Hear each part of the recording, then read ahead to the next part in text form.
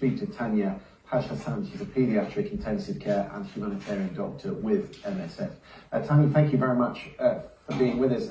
Can we start with the news that we've had from MSF tonight, that some of your doctors have got through the Rafah crossing today? What can you tell us about that? Yeah, I just want to clarify, I'm not speaking on behalf of Doctors Without Borders today. I do work for them, but in this interview, I'm not speaking on their behalf. Okay. I can confirm that 22 members of Doctors Without Borders have successfully crossed the Rafah border, but I can't comment further. Can you tell us, I mean, obviously you work with them and you know them well. Can you tell me what the situation is in Gaza right now for those who stayed behind?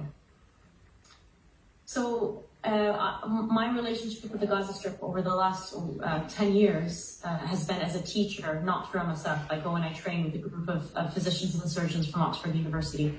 I also do work for MSF and I speak on their behalf for the international community on this particular issue.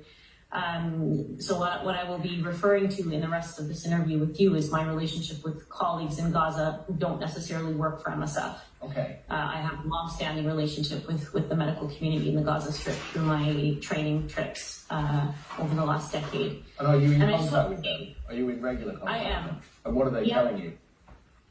So I just want to say it's a very hard act to follow after listening to Biden's speech because, you know, what I'm about to tell you just seems so such a shock compared to the rest of the narrative that I've been listening to, waiting for my interview. This is an avalanche of human suffering that's 100% man-made. It is the worst humanitarian catastrophe I've experienced in my lifetime and in my growingly long career in humanitarian medicine. And it's burning through the hearts of every single humanitarian that I know. You know, I'm going to paint a picture for you of the degree of suffering that we're seeing. People keep asking me about medical aid and hospitals and the situation of the hospitals. The entire hospital healthcare system collapsed almost a week ago. It was announced on TV for the whole world to see. And in that week, there has been indiscriminate bombardment. And I don't even know if indiscriminate is the right term because it's targeting healthcare facilities, ambulances, churches, mosques, schools, refugee camps, densely populated refugee camps, wiping out entire families in a second, entire multi-generational extended families in a second. There are almost 1,000 families in the Gaza Strip who have had at least 2 members of their family, at least 2 members killed in the last 3 weeks. There are almost 4,000 children who have been killed and identified, excluding almost 1,000 children whose bodies are still trapped under the rubble. Some of them may be alive for a long period before they ultimately die under the rubble. And I'm sorry if there are any young, children watching this. Perhaps this is a good time to ask them to leave the room. But I think it's important that I paint a picture, particularly when I'm following a news narrative that almost dismisses this avalanche of suffering that is unprecedented in modern times. There's an acronym in the Gaza Strip right now. I'm a pediatric intensive care doctor. I see a lot of suffering in my career. There's an acronym that is unique to the Gaza Strip, and it's WCNSF. Wounded child, no surviving family. Children, and it is used not infrequently in the last 3 weeks. It was coined in the last three weeks. One physician told me a few days ago that a little girl came in wounded, and she had a piece of paper in her pocket that she handed to him. He sent me a picture of the piece of paper. It had 27 names on it, and she said, "These are the members of my family that were with me in my home. Please look for them. Please look for them under the rubble. Don't look for this one," and she points to the name of her sister. "I know she's already dead." This is a 10-year-old little girl. Wounded child, no surviving family should not exist as an acronym. And to follow President Biden as he continues to justify and to warmonger,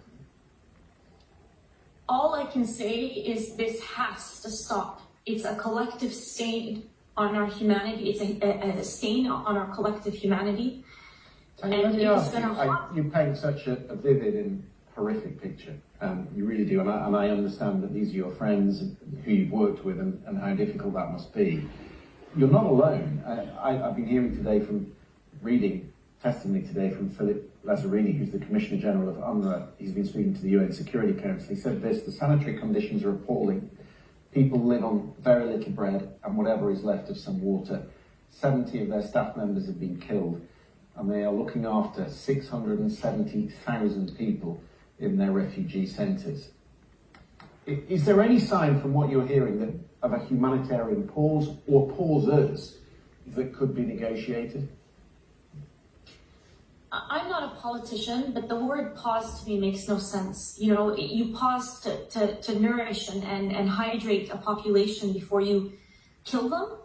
It just doesn't make any sense for me. You stop the bombardment. That is what the entire global community should be pushing for and should be insisting on.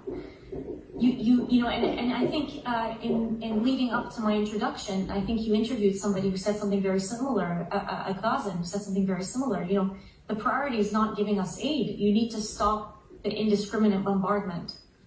So I think, yes, what is needed is a humanitarian truce or a ceasefire, global intervention, things that were voted for by the overwhelming majority of countries on this planet a few days ago in the General Assembly of the United Nations, yet they're not adhered to and are completely disregarded by the powers that be. Two powers, to be specific. Tanya, I'm going to have to leave there because I am out of time, but I hear you, people will have heard you. It's a very powerful message that you're giving us. And thank you very much for joining us this evening on the programme. Thank you. And thank you for everybody watching.